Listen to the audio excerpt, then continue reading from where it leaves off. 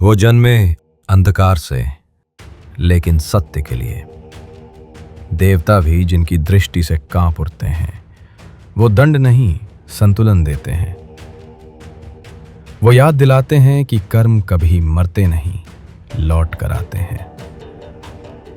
और इसी सत्य के स्वामी हैं शनिदेव।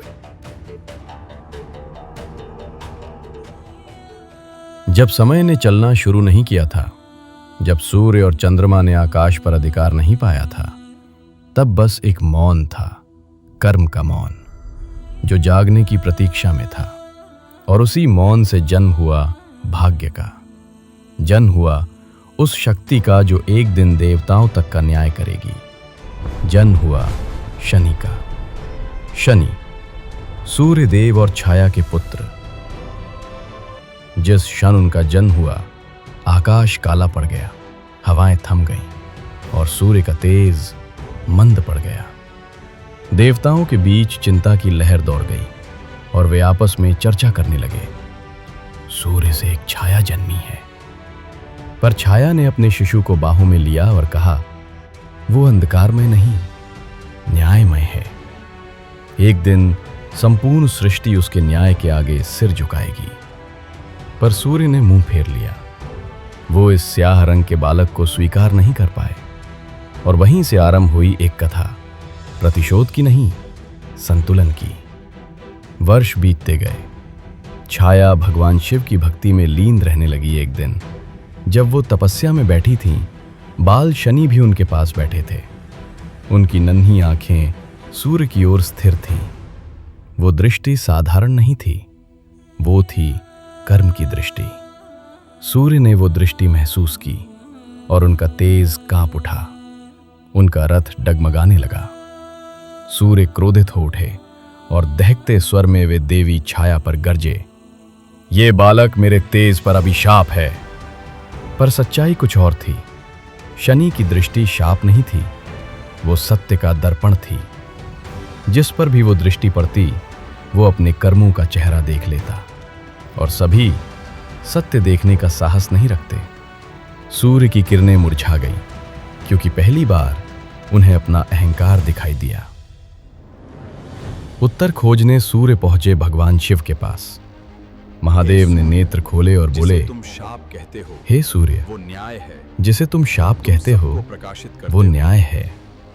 तुम सबको प्रकाशित करते हो, पर उस पीड़ा को नहीं देखते जो तुम्हारी किरणों से जलती है। शनि के माध्यम से कर्म अपना रूप धारण करेगा। और शिव ने बालक शनि को आशीर्वाद दिया, तुम भाग्य के गति नियंता बनोगे। तुम्हारी दृष्टि लोगों के भीतर की सच्चाई जगाएगी। अहंकारी झुकेंगे और सच्चे ऊपर उठेंगे। और तुम कहलाओगे शनैश्चर, न्याय के स्वामी। उस दिन से सृष्टि बदल गई। अब सब कुछ प्रकाश या अंधकार से नहीं, बल्कि सत्य से संचालित होने लगा। पर हर न्याय की भी परीक्षा होती है। जब शनि देव ने अपना दिव्य सिंहासन ग्रहण किया, उनकी दृष्टि पूरी सृष्टि पर फैली।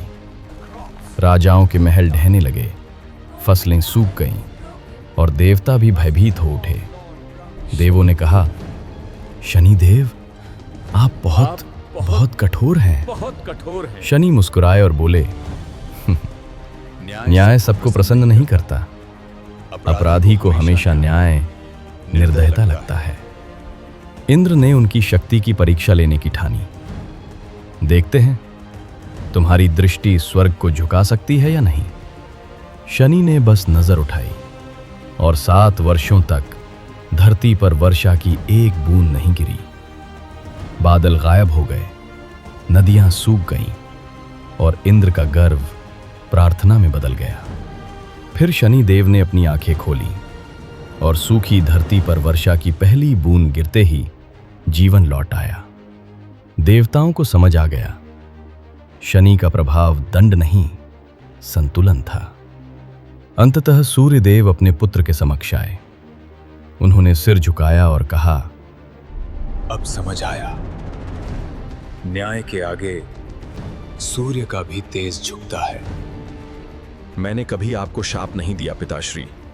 मैं तो बस चाहता था सत्य दिखाई दे, यहां तक कि प्रकाश में भी। पुत्र, तुम्हारी ये छाया समस्त जगत को सदैव याद दिलाएगी कि कर्म कभी मरते नहीं, वे लौटकर अवश्य आते हैं।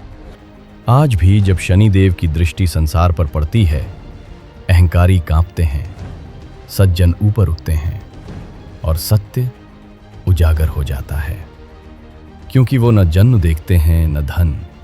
शनिदेव बस कर्मों का भार देखते हैं। शनिदेव न्याय के स्वामी, भाग्य के रक्षक और कर्म के प्रहरी।